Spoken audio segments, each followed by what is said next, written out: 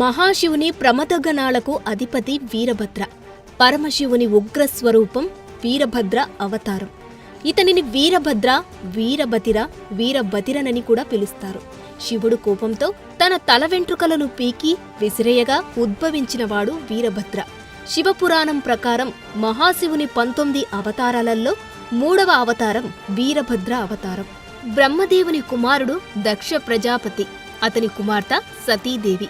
ఆమె పెరుగుతున్నప్పుడు మహాశివుడిని హృదయపూర్వకంగా ప్రేమించింది, ఆరాధించింది. అయితే సతీ స్వయంవరానికి దక్షుడు శివుడిని తప్ప అందరి దేవతలను, రాజులను ఆహ్వానించాడు. అప్పుడు సతీదేవి తన దండను గాలిలోకి విసిరి దానిని స్వీకరించమని శివుడిని ప్రార్థించింది. అంతే, శివుడు మెడలో దండతో సభా మధ్యమంలో నిలబడ్డాడు. తన కుమార్తె సతిని శివుడికి ఇచ్చి వివాహం చేయడం తప్ప దక్షునికి వేరే మార్గం లేకుండా పోయింది. తర్వాత శివుడికి సతీదేవికి వివాహం జరిగింది. అయితే శివుడిని తన అల్లునిగా చేసుకున్నప్పటికీ అతనిని ఎలాగైనా అవమానించాలన్న సంకల్పంతో రగిలిపోయాడు దక్షుడు. అందుకోసం ఒక గొప్ప యజ్ఞాన్ని తలపెట్టాడు. ఆ యజ్ఞానికి శివుడిని తప్ప మిగతా దేవతలందర్నీ ఆహ్వానించాడు. అయితే తన తండ్రి చేసే యాగం కనుక వారిపై అభిమానం కారణంగా ఆ కార్యక్రమానికి హాజరు కావాలనేది సతీదేవి కోరిక. తన తండ్రి చేసే యజ్ఞానికి వెళదామని సతీ శివుడికి చెబుతుంది. అయితే నీ తండ్రి మనల్ని ఆహ్వానించలేదని, పిలవని పేరంటానికి వెళ్లడం తప్పని శివుడు ఎంత చెప్పినా వినకుండా, నీవు రాకపోయినా నేను ఒక్కదాన్నైనా వెళతాను అని చెప్పి ఆమె తల్లిదండ్రుల పట్ల ఉన్న అభిమానం కారణంగా ఆహ్వానించబడని వేడుకకు వెళ్లకూడదనే సామాజిక మర్యాదలను అధిగమించి ఒంటరిగా యాగానికి వెళుతుంది. అయితే అక్కడ దక్షుడు అతిథుల ముందు తమ కుమార్తెను శివుడిని అవమానిస్తాడు. పిలవకుండా యాగానికి ఎందుకు వచ్చావని, నీకు సిగ్గులేదా అని పరుష పదజాలంతో కూతురు సతీని తిడతాడు. ఈ అవమాన భారాన్ని తట్టుకోలేని సతీ తన భర్త శివుడు చెప్పినా వినిపించుకోకుండా వచ్చానని, ఇప్పుడు కైలాసానికి వెళ్లి తన భర్తకు తన ముఖం ఎలా చూపించాలి అని తీవ్ర మనోవేదనకు గురై కోపంతో తనలో ఉన్న యాగాగ్నితో స్వయంగా దహనమైపోతుంది. ఆమె దేహ త్యాగం చేసిన చోటున ఆమె జ్వాలాముఖి దేవిగా వెలిసింది. సతీదేవి యాగాగ్నిలో కాలిపోయిందని తెలుసుకున్న శివుడు తీవ్ర దుఃఖంతో, పట్టరాని కోపంతో తన జుట్టు నుండి కొన్ని వెంట్రుకలను లాగి నేలకేసుకొట్టాడు. ఆ వెంట్రుకల నుండి వీరభద్ర, భద్రకాళీలు జన్మించారు. వీరభద్రుడు అగ్నిని నాశనం చేసేవాడు అని నమ్ముతారు. ఆకాశమంత ఎత్తున కారు మేఘపు ఛాయతో పదుల కొద్దీ ఆయుధాలను ధరించిన చేతులతో ఆవిర్భవించాడు వీరభద్ర. ఆ వీరభద్రునికి తోడుగా అవతరించిన శక్తి స్వరూపమే భద్రకాళి. దక్షవాటికను ధ్వంసం చేయమంటూ వారిని ఆజ్ఞాపించడమే ఆలస్యం. ప్రమద గణాలతో కలిసి వారిరువురు మహావిధ్వంసాన్ని సృష్టించారు. దక్షుని రాజ్యంలో వీరభద్రుడు తన సైన్యంతో వీరంగం సృష్టించాడు. అడ్డుపడిన వారిని ఎవ్వర్నీ వదలలేదు. చంద్రుడు, అగ్ని, పూషుడు ఎవ్వరూ వీరభద్రుణ్ణి ఎదురించలేకపోయారు. వీరందరి మధ్య భయంకర యుద్ధం జరుగుతుంది. కాని వారెవ్వరూ వీరభద్రుడిని ఆపలేకపోయారు. మెడలో కపాలమాలతో వీరభద్రుడు నిప్పులను చిమ్ముతూ భద్రకాళి ఆ రాజ్యం మొత్తాన్ని రణరంగంగా మార్చేశారు. చివరికి దక్షుడిని కాపాడేందుకు స్వయంగా విష్ణుమూర్తే వచ్చినా వీరభద్రుడిని నిలువరించడం సాధ్యం కాలేదు. నారాయణుడు ఆఖరి అస్త్రంగా తన సుదర్శన చక్రాన్ని ప్రయోగిస్తే దానిని కూడా మింగేస్తాడు వీరభద్రుడు. ధర్మాగ్రహంతో ప్రళయకారునిలా విజృంభిస్తున్న వీరభద్రుని నిలువరించడం ఎవరి తరమూ కాదని తేలిపోవడంతో ముక్కోటి దేవతలు తప్పుకున్నారు.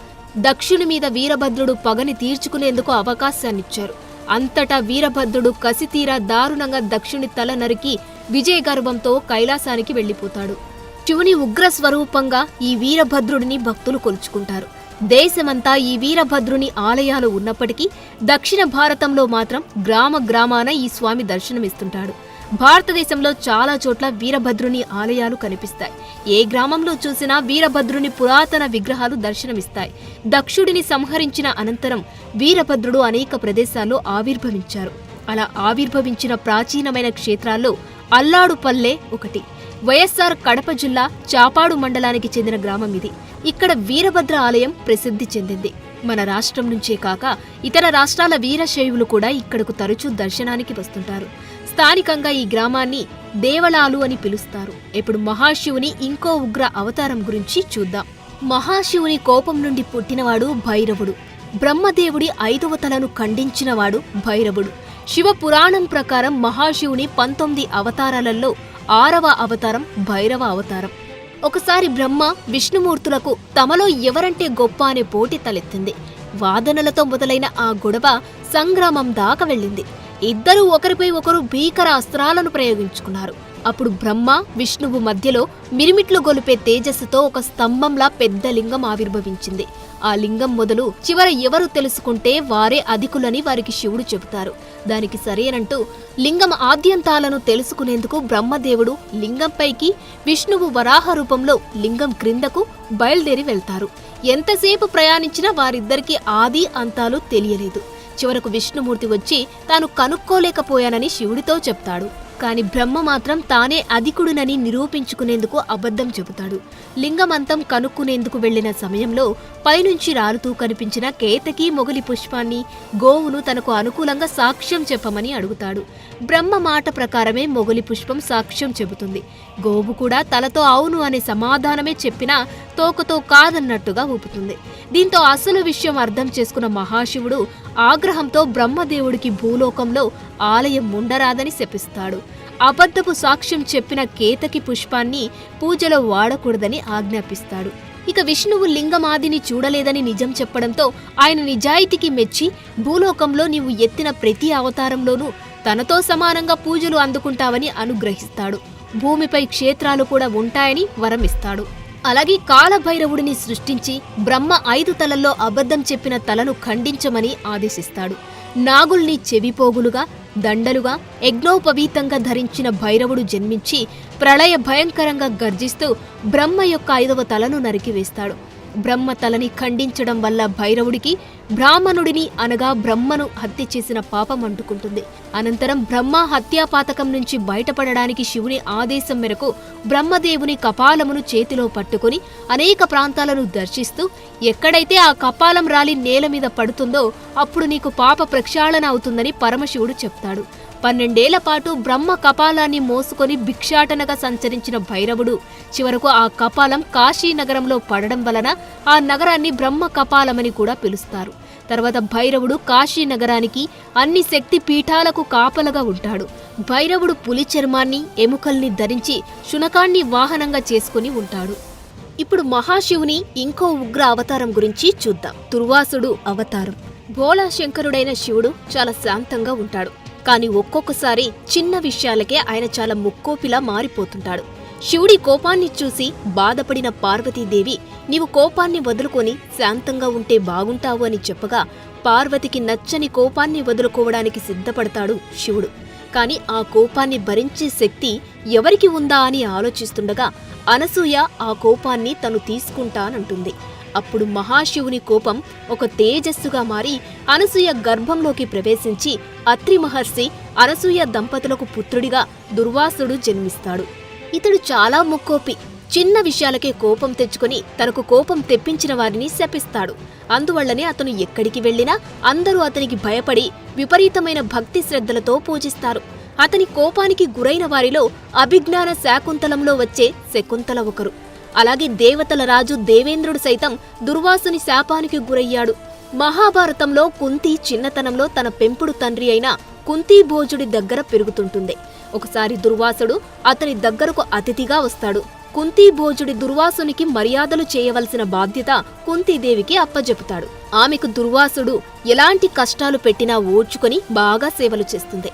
దుర్వాసుడు అందుకు సంతుష్టుడవుతాడు. అతను తిరిగి వెళ్లేటప్పుడు ఆమెకు అథర్వణ వేదంలోనే దేవతా ఉపాసన మంత్రాలను కొన్నిటిని ఉపదేశిస్తాడు. ఆ మంత్రాల సాయంతో ఆమె కోరుకున్న దేవతలను ప్రార్థించే వరం సంపాదిస్తుంది. దీని సాయంతోనే ఆమె కర్ణుడు, ధర్మరాజు, భీముడు, అర్జునుడిని బిడ్డలుగా పొందుతుంది. ఇప్పుడు మహాశివుని ఇంకో ఉగ్ర అవతారం గురించి చూద్దాం. శరభ అవతారం. విశ్వాన్ని రక్షించడానికి శివుడు ధరించిన చాలా శక్తివంతమైన రూపంగా భావిస్తారు. ఆయన శరభేశ్వరుడిగా అవతారం ధరించి విష్ణుమూర్తి యొక్క కోపరూపమైన సగం మానవుడు, సగం సింహరూపమైన నరసింహ అవతారాన్ని నియంత్రిస్తాడు. విష్ణుమూర్తి నరసింహ అవతారాన్ని తనకు ఎంతో ఇష్టమైన భక్తుడు ప్రహ్లాదుడిని అతని తండ్రి హిరణ్యకశిపుడి నుండి రక్షించడానికి ఎత్తాడు. హిరణ్యకశిపుడిని దారుణంగా చంపినా కూడా నరసింహుడిలో ఆగ్రహ జ్వాలలు ఇంకా తగ్గలేదు. అదే పనిగా గాండ్రిస్తూ ప్రపంచాన్ని మొత్తం భయంతో వణికించాడు. దీనివల్ల జరిగే అనర్థాలను గ్రహించిన దేవతలు మహాదేవుడిని సాయం కోరగా పరమశివుడు మొదట వీరభద్ర రూపం ధరించి నరసింహుడిని శాంతించమని కోరాడు. కాని నరసింహుడు వీరభద్రుని మాట వినిపించుకోలేదు. అందుకని ఆకారంలో, శక్తిలో నరసింహుడిని మించిన శరభావతారాన్ని శివుడు ఎత్తాల్సి వచ్చింది. శరభేశ్వరుడు మానవుడు, జంతువు, పక్షి కలగలిసిన అతిపెద్ద పరిణామంలో ఒళ్లంతా పొక్కులు గల రూపంలో అనేక చేతులు, పంజాలు, కాళ్లు ఉండి ఒక పెద్ద డ్రాగన్ పక్షిలాగా ఉంటాడు. అట్టలు కట్టిన జుట్టుతో చాలా కోపంగా ఉంటాడు. శరీరానికి వెనకవైపు విచ్చుకొని ఉండే పెద్ద రెక్కలు, తోక ఉంటాయి.